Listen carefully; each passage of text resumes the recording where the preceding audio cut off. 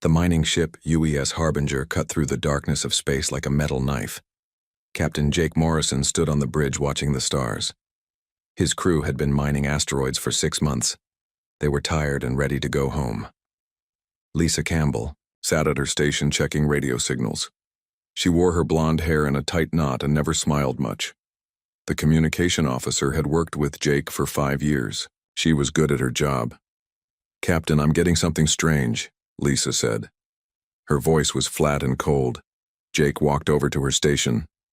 "What kind of strange?" "It's a distress signal, coming from New Dallas Colony, but it's weak and broken." "Danny." Brooks looked up from his engineering station. The big man with dark skin had strong hands from years of fixing machines. "New Dallas? That's 3 days from here." Jake felt something cold in his stomach. New Dallas was a farming colony with over 2 million people. They grew food for 12 other colonies. "Put it on speaker, Lisa." Static filled the bridge. Then came broken words. "Help us." They came from, "Children are gone. Burning everything. The signal died." The bridge went quiet. Jake stared at the speaker. New Dallas had good defenses. They had soldiers and guns. What could make them send a distress signal? "Danny, how fast can we get there?" Jake asked. "If I push the engines hard, 2 days." "Do it." "Lisa, try to contact Earth Command. Tell them we're checking on New Dallas." Lisa tried for an hour but got no answer. Space was big, and radio signals took time. Earth Command was too far away. Jake made his choice. "We go to New Dallas. Something is very wrong." The Harbinger jumped into faster-than-light travel.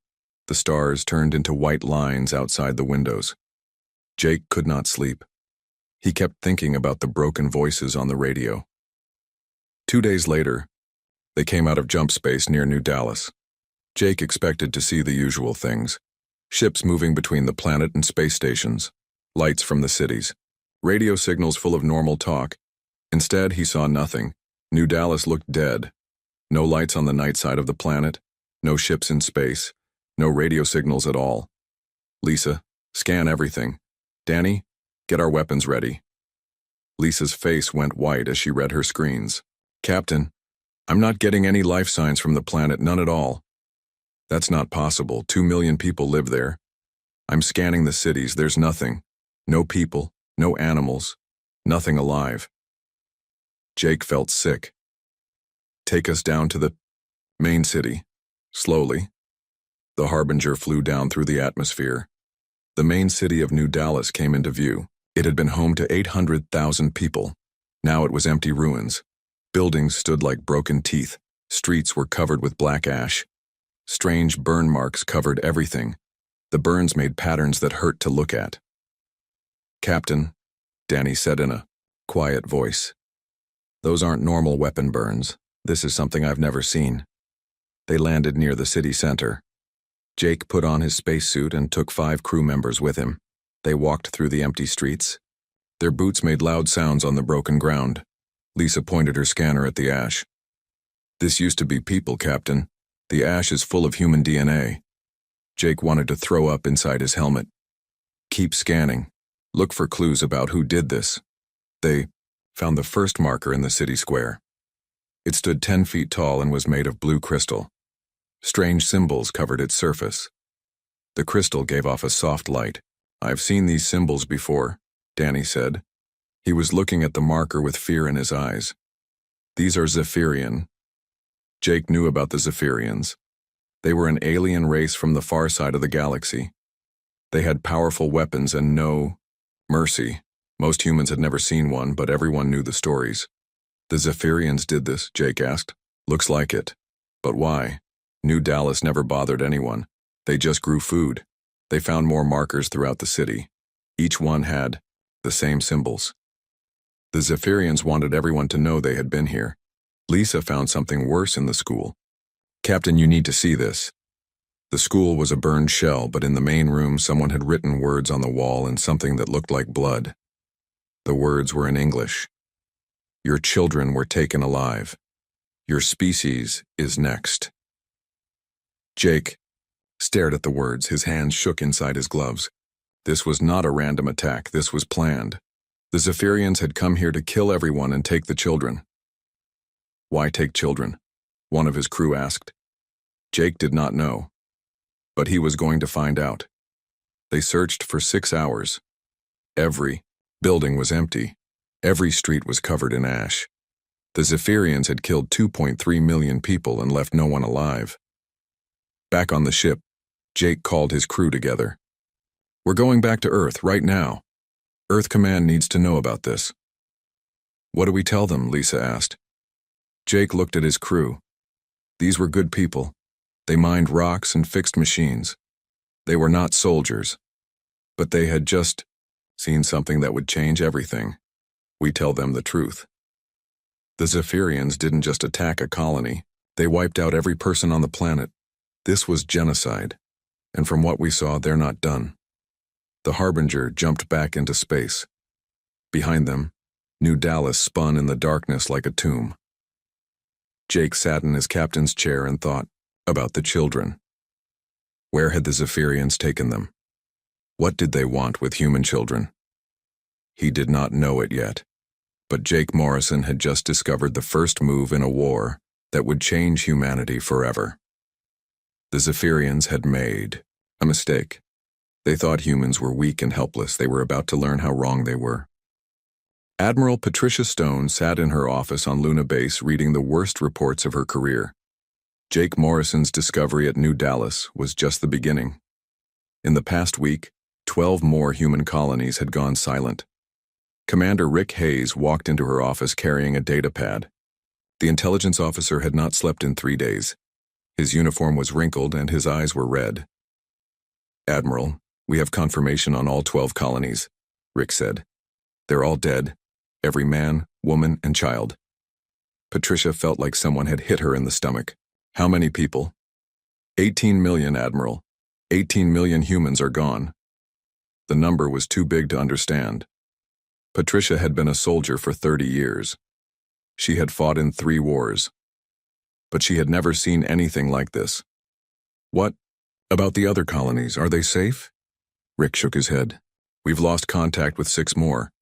Our ships are flying there now, but I think we know what they'll find. Dr. Elena Rodriguez entered the office. The scientist looked tired and scared. She carried a metal case that held pieces of alien technology. Admiral, I've finished studying the Zephyrian devices we found, Elena said.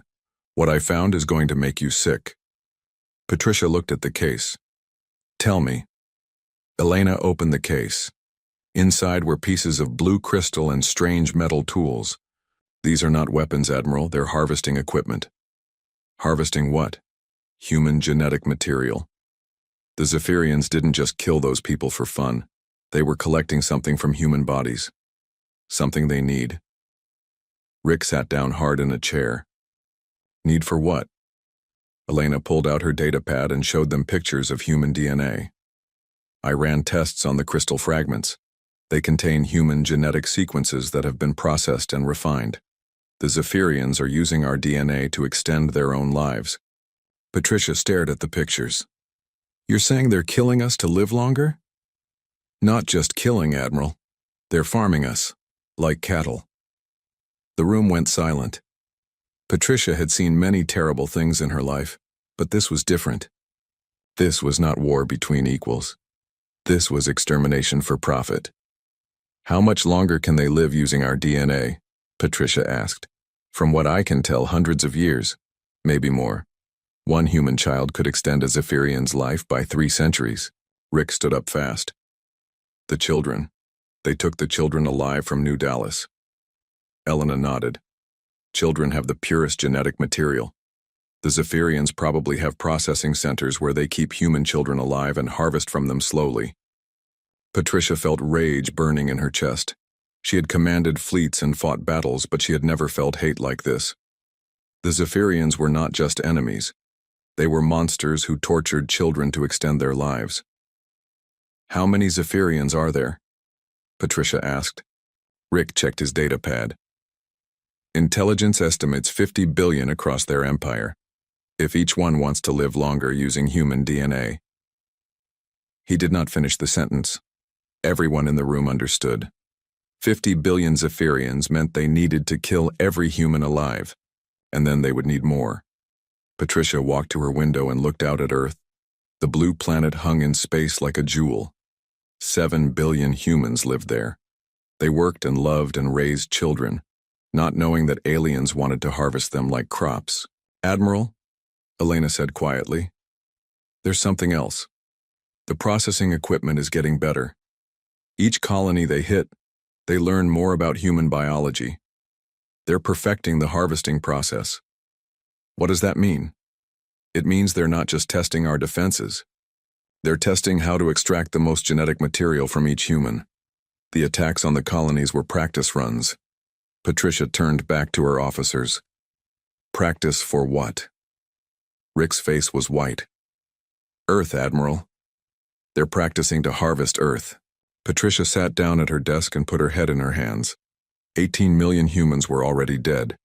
The children were being tortured in alien facilities. And this was just the beginning. "Admiral," Rick said, "there's one more thing. We intercepted a Zephyrian transmission 3 hours ago. It was coded, but we broke it." "What did it say?" "The transmission was sent to Zephyr Prime, their homeworld. It said harvest samples collected, full species elimination authorized, begin final phase." Patricia looked up. "Final phase?" "They're done testing, Admiral. The real attack is coming. They're going to try to kill every human in the galaxy." Patricia stood up and walked to her safe. Inside was a red folder marked Protocol Omega, Eyes Only. She had hoped to never see this folder. Every human military leader knew about Protocol Omega, but none had ever used it. "Rick, contact President Crawford. Tell him I'm requesting immediate authorization for Protocol Omega." Rick's eyes went wide. "Admiral, are you sure? Protocol Omega means total war. No rules, no mercy, no limits. The Zephyrians want to harvest our children, Commander. They want to exterminate our entire species so they can live longer. This is not a war between nations. This is a fight for survival." Elena looked confused. "What is Protocol Omega?" Patricia opened the red folder. Inside were plans that had been made in secret by human military leaders, plans for war without rules, plans for weapons that were too terrible to use against other humans. "Protocol Omega is what happens when humanity faces extinction," Patricia said. "It removes all limits on our weapons, our tactics, and our conscience.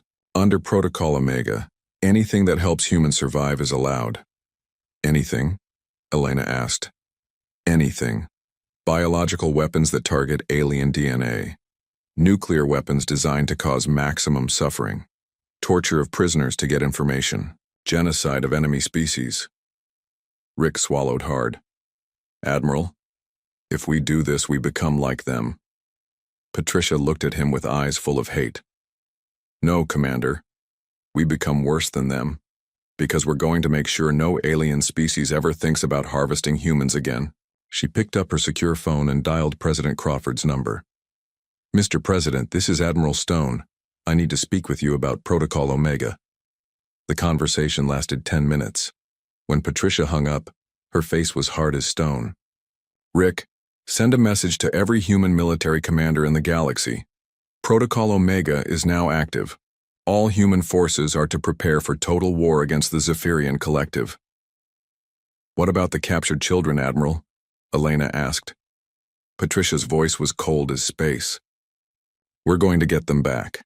And then we're going to make the Zephyrians pay for every tear those children shed." Rick and Elena left the office to carry out their orders. Patricia stood alone looking out at Earth. Soon, humanity would show the galaxy what happened when someone tried to harvest human children. The Zephyrians thought humans were cattle to be farmed. They were about to learn that cattle did not build starships and nuclear weapons. Cattle did not plan revenge. Humanity was about to become something the galaxy had never seen before. General Susan Martinez stood in the war room on Mars looking at screens that showed the biggest military buildup in human history. 3 months had passed since Protocol Omega began. Every human world was now a weapons factory. "Report, Colonel," Susan said to the officer beside her. Colonel Maria Santos had just returned from a rescue mission. Her special forces team had dark stories to tell. "We hit 3 Zephyrian processing facilities, General. We got 847 children out alive." Susan felt relief and rage at the same time. How are they being treated? Maria's face was hard. The Zephyrians kept them in metal cages barely big enough to lie down. They were draining their blood every day and replacing it with a chemical that made their DNA more pure. The children screamed constantly from the pain. "Are they going to be okay?" "The doctors are trying, General, but these kids have been tortured for months. Some of them don't even remember their own names. One little girl, she couldn't be more than 6 years old, she asked me if I was going to put her back in the cage." Susan closed her eyes. She had 2 children of her own. The thought of them in Zephyrian cages made her want to burn every alien world to ash. "Did you get any intelligence from the facilities?" Maria nodded. "The Zephyrians have 200 more facilities across their space. Each one holds between 500 and 1,000 human children. General, there are still 150,000 kids out there." The number hit Susan like a punch. 150,000 human children being tortured so aliens could live longer. She looked at the screen showing human fleets preparing for war. "We're going to get them back, Colonel. All of them." Aaron Clark walked into the war room carrying a data pad. The chief scientist looked excited and scared at the same time. "General, Project Retribution is ready for testing." Susan looked at him. "Show me." Aaron led them to a secure testing facility deep underground. Inside was a room with thick metal walls and a small cage. Inside the cage was a Zephyrian prisoner. The alien looked like a giant insect, with blue skin and 4 arms. Its black eyes stared at the humans with hate. It spoke in clicks and hisses. "What is it saying?" Susan asked. "It's telling us that humans will make good breeding stock for the next 1,000 years, Aaron said. "It wants to know if we will taste different than the children." Susan felt rage burning in her chest. "Show me what Project Retribution does to it." Aaron pressed a button. A cloud of gray mist filled the cage. The Zephyrian breathed in the mist and immediately began screaming. Its blue skin turned black. Its forearms twisted and bent in ways that should not be possible. "The mist targets Zephyrian nerve endings," Aaron explained. "It causes pain worse than anything humans can feel. The alien will hurt like this for 6 hours before it dies." Susan watched the Zephyrian writhing in agony. She felt no mercy. "How much of this weapon do we have?" "Enough to cover 50 Zephyrian worlds, General. But that's not all. We also developed these." Aaron showed her pictures of small metal insects. Nanoswarms. They eat through Zephyrian body armor and then burrow into their flesh. Each swarm contains 10 million units. One canister can kill everything on a city block. "What about the psychological weapons?" Aaron's smile was cold. "We studied the brains of dead Zephyrians. We found the parts that control fear and pain. These devices broadcast signals that make Zephyrians experience pure terror. They become so afraid they cannot move or fight." Susan looked at the weapons that human science had created. Before Protocol, Omega, making weapons like this would have been considered evil. Now they were necessary tools for survival. "General," a new voice said. Susan turned to see Admiral Patricia Stone entering the testing facility. "The fleets are ready." Susan followed Patricia to another room where holographic displays showed human space. Thousands of red dots marked human ships, more ships than had ever been built before. "We have 5,000 combat vessels ready for the first wave," Patricia said. "Each ship carries the new quantum weapons and reality distortion fields. Our AI systems have been given permission to use any tactics necessary to win." "What about the moral restrictions on the AIs?" Susan asked. Patricia's face was grim. "Removed. Under Protocol Omega, our artificial intelligence systems are allowed to commit genocide if it helps humanity survive. They've already planned attacks that will kill every Zephyrian in 17 star systems." Susan looked at the displays showing human fleets. Each ship was loaded with weapons designed to cause maximum death and suffering. The crews were soldiers who had seen pictures of tortured human children. They would show no mercy. "The Zephyrians have 2,000 warships," Patricia continued. We have more ships, but theirs are bigger and stronger. Do we have a chance? Susan asked. If we fight them fairly, no. But we're not going to fight fairly. We're going to use every dirty trick humanity has ever invented. Poison gas, biological weapons, nuclear bombs, AI viruses, reality weapons that make space itself into a weapon. Aaron looked up from his data pad. General, I have one more thing to show you. Something special for when we reach Zephyr Prime. He led them to a sealed chamber that required 3 different security codes to enter. Inside was a single metal sphere the size of a basketball. What is it? Susan asked. We call it the extinction device. It's a genetic weapon that will make it impossible for Zephyrians to reproduce. Any Zephyrian exposed to it will be sterile forever. Their species will die out within 1 generation. Susan stared at the sphere. With this weapon, humans could end the Zephyrian race completely. No more Zephyrian children would ever be born. Is it ready to use? Aaron nodded. We just need to get it to Zephyr Prime and release it into their atmosphere. Within a month, every Zephyrian in their home system will be sterile. Patricia looked at the sphere with satisfaction. 50 billion Zephyrians think they can harvest human children for their genetic material. They're about to learn what happens when humans decide to harvest them instead. Maria spoke up. General, what about the other alien species, the ones who aren't involved in this war? Susan thought about the question. There were hundreds of alien races in the galaxy. Most had never bothered humanity. Some had even been friendly. Any species that helps the Zephyrians dies with them, Susan said. Any species that stays neutral will be left alone. Any species that helps us will be rewarded. And if they try to stop us? Maria asked. Patricia answered. Then they learn that humanity at war is not the same as humanity at peace. We tried being friendly with the galaxy. We offered trade and cooperation. Look where it got us. Our children in cages being drained of blood. Susan walked back to the war room and looked at the screens showing human fleets. In a few days, these ships would jump to Zephyrian space and begin the largest military campaign in human history. The Zephyrians had made one crucial mistake. They thought humans were weak because they were usually kind. They saw human mercy as weakness, human compassion as stupidity. They did not understand that human kindness was a choice, not a weakness. And when that choice was taken away, when humans were forced to fight for the survival of their species, they became something no alien race had ever seen. They became predators, and they were very good at it. The countdown to war had begun. Commander Paul Anderson stood on the bridge of the UES Vengeance watching 47 human fleets prepare to jump into Zephyrian space. Each fleet carried enough weapons to destroy entire worlds. The humans called it the Terran Retribution Force. All fleets report ready, Commander, his communications officer said. Paul looked at the tactical display showing Zephyrian space. 53 star systems marked in red. Each system contained billions of aliens who thought human children were resources to be harvested.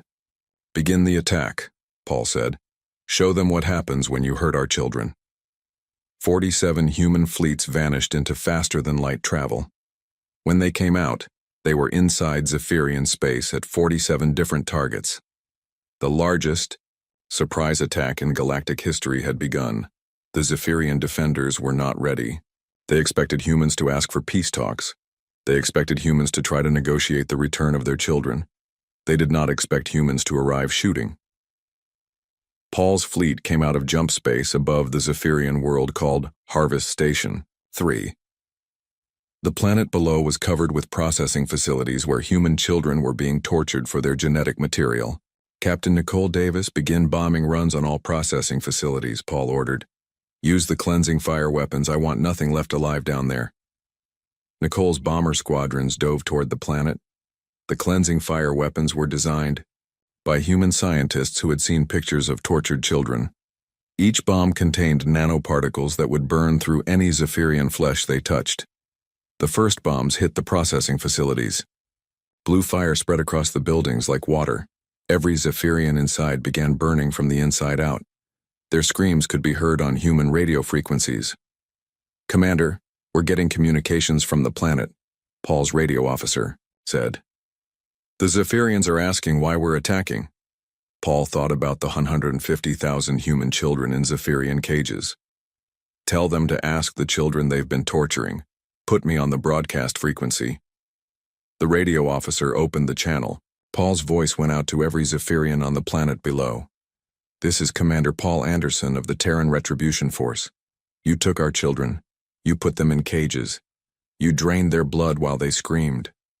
Now you get to scream too. Paul cut the transmission. He did not care what the Zephyrians had to say. They had made their choice when they decided to harvest human children. Captain Nicole Davis reported from her bomber. Commander, we've destroyed all the processing facilities. We found 800 human children. Some are still alive. Get medical teams down there right away, Paul ordered. Save as many as we can. Across Zephyrian space, the same scene was playing out at 46 other worlds. Human fleets were destroying everything Zephyrian while rescuing human children from torture facilities. Fleet Admiral Kevin Turner coordinated the attacks from his command ship. The older man had lost his grandson to the Zephyrians. His hatred burned cold and steady. Status report from all fleets, Kevin ordered. Reports came in from across Zephyrian space. Every human attack was succeeding. The Zephyrians had not expected humans to use weapons that violated galactic law. Biological weapons, reality distorters, AI viruses that could drive entire populations insane. Admiral, the Zephyrian High Command, is requesting immediate ceasefire talks, his communications officer reported. Kevin laughed. It was not a happy sound. Tell them we'll consider a ceasefire when every human child is returned to us alive and healthy. Until then, we kill everything with blue skin. The Zephyrian response came back quickly. They say the children are too valuable to return. They offer to pay humans for the right to continue harvesting our genetic material. Kevin's face went dark with rage. They want to buy the right to torture our children? Send them this message. Your species ends today. The war spread across Zephyrian space like a plague. Human forces used tactics that shocked other alien species who were watching. When Zephyrian cities surrendered, humans ignored the surrender and kept killing. When Zephyrian civilians tried to flee, human ships hunted them down.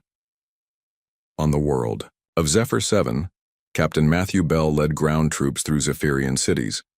His soldiers carried weapons that caused slow, painful death. They did not take prisoners. Bell to command. Matthew reported over the radio. We've secured the main city. No Zephyrian survivors. What about their families? The reply came. No survivors means no survivors, Command. The ones who tortured our kids don't get to have families. Matthew looked at the burning Zephyrian city. His own daughter had been taken from New Dallas Colony. He had found her 3 days ago in a Zephyrian cage, barely alive after months of torture. She did not recognize him anymore.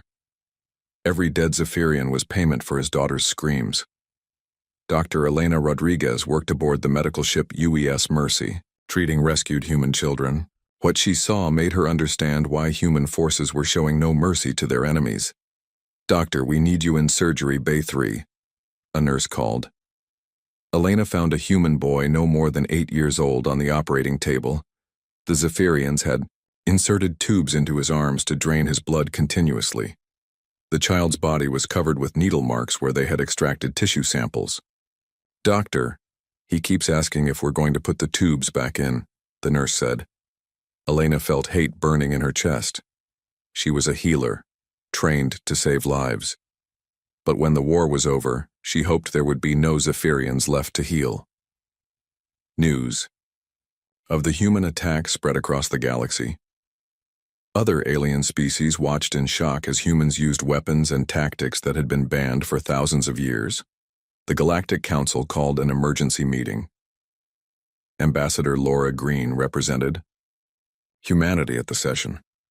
She listened as alien after alien condemned human brutality. The humans are committing genocide, the representative from the Alteran Empire said. They must be stopped. Laura stood up. She was a small woman with gray hair, but her voice filled the chamber.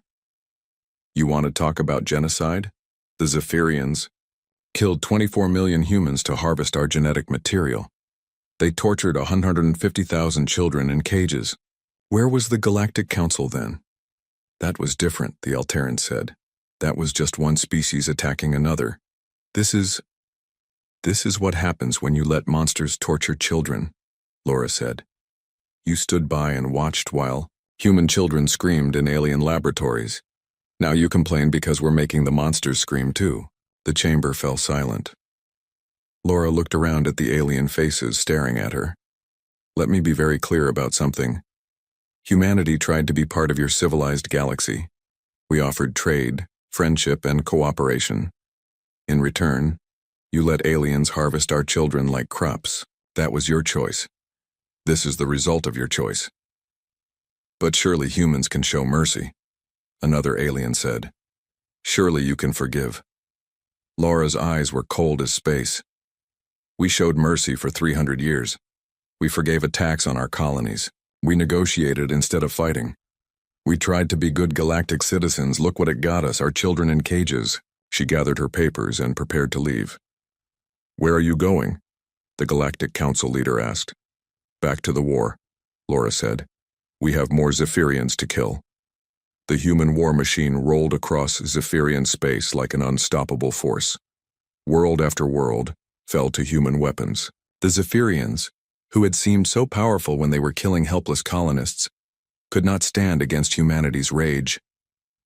Paul Anderson watched another Zephyrian world burn beneath his ship. Soon they would reach Zephyr Prime, the Zephyrian homeworld. That was where the orders to harvest human children had come from. That was where 50 billion Zephyrians would learn what happened when someone hurt humanity's young. The final battle was coming. Admiral Patricia Stone stood on the bridge of her flagship, looking at Zephyr Prime through the main screen. The Zephyrian homeworld hung in space like a blue jewel, unaware that its destruction was about to begin. 6 months of war had reduced the Zephyrian collective from 50 billion aliens to 3 billion survivors cowering on their home planet. The rest had been killed by human forces that showed no mercy and followed no rules. Admiral, we're receiving a transmission from the planet, her communications officer said. Put it on screen, Patricia ordered. The face of a Zephyrian leader appeared. The alien looked tired and afraid. Its forearms moved in gestures that human computers translated as begging. Human Admiral, we wish to discuss terms of surrender, the Zephyrian said. We offer to return all surviving human children and pay compensation for our actions. Patricia looked at the alien with eyes full of hate. How many of our children are still alive? Approximately 50,000 remain in processing facilities across our homeworld. Patricia felt rage burning in her chest.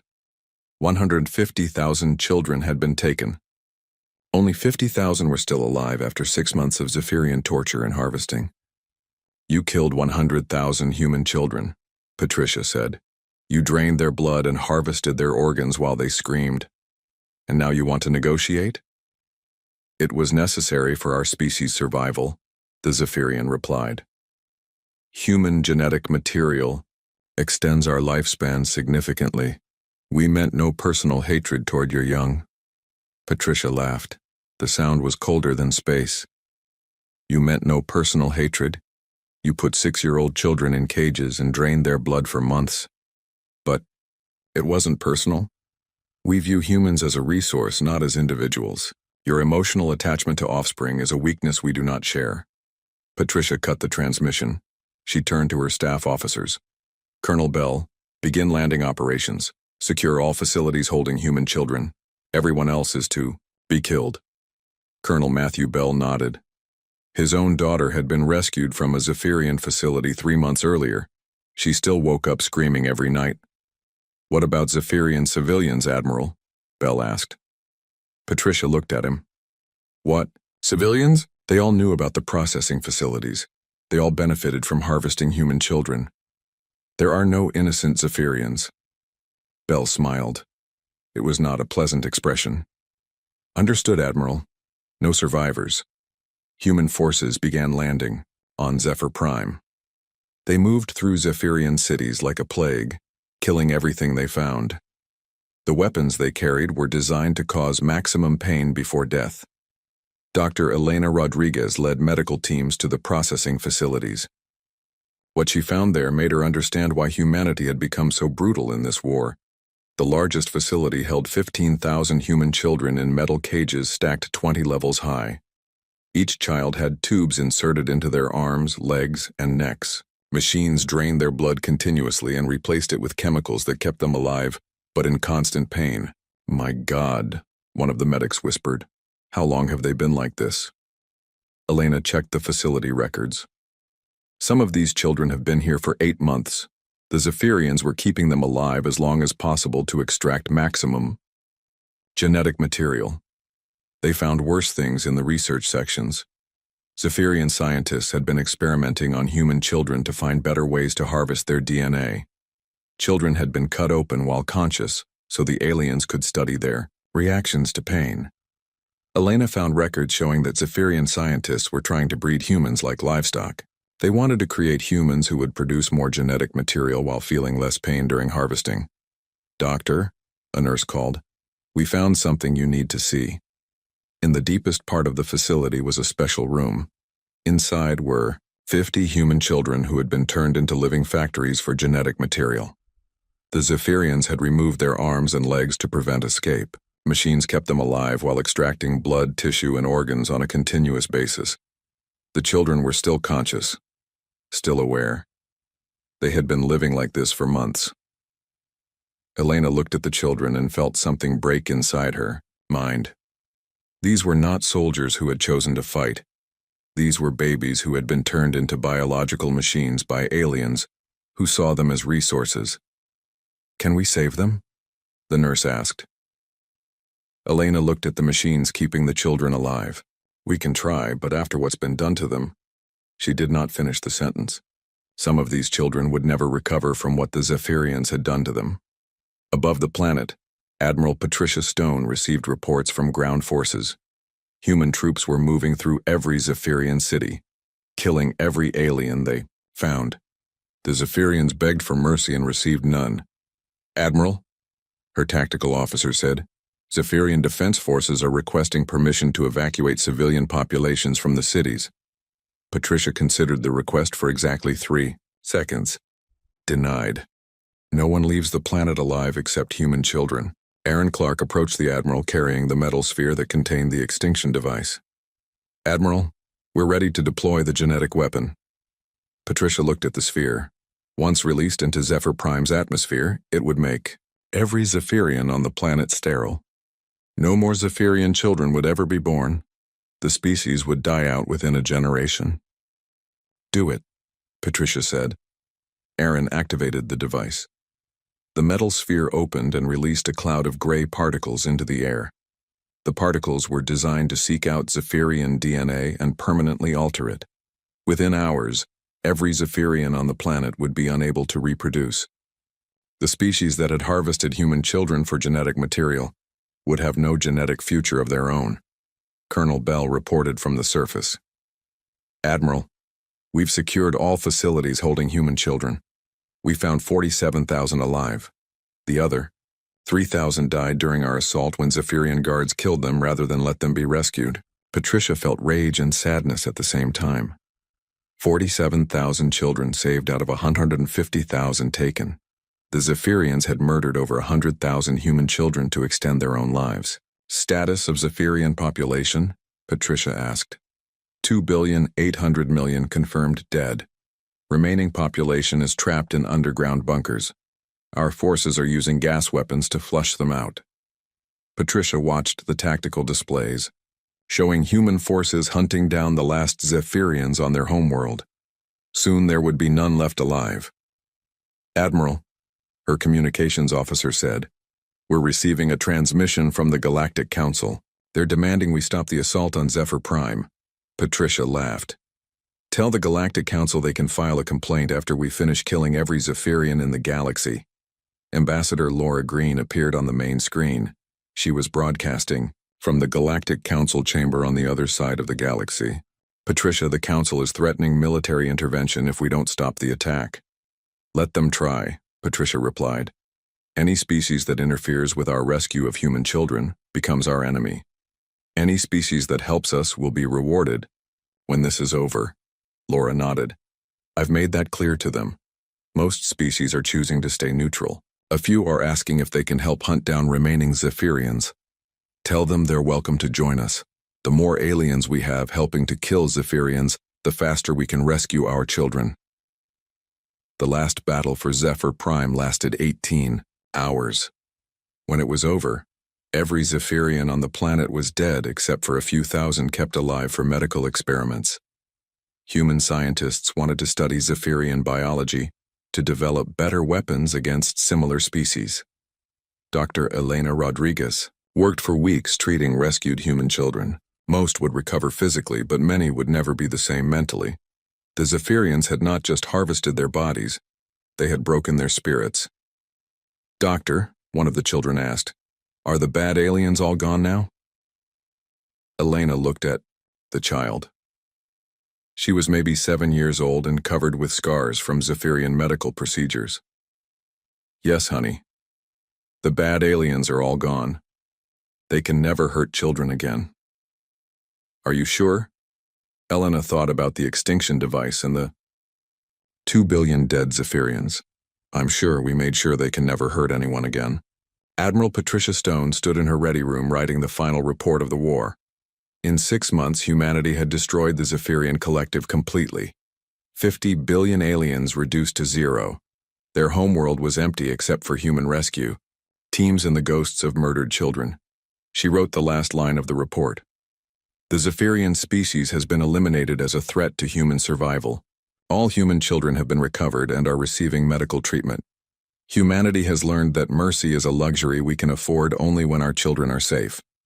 Ambassador Laura Green gave humanity's final statement to the Galactic Council. The alien representatives listened in silence as she spoke. For 300 years, humanity tried to be good galactic citizens. We offered friendship, trade, and cooperation.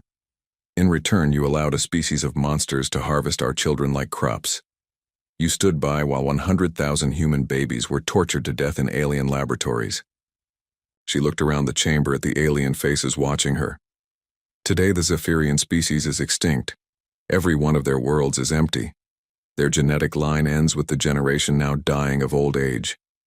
This is what happens when someone hurts human children. Surely humanity can show forgiveness, one alien said. Surely you can put this violence behind you. Laura's eyes were cold. We forgave a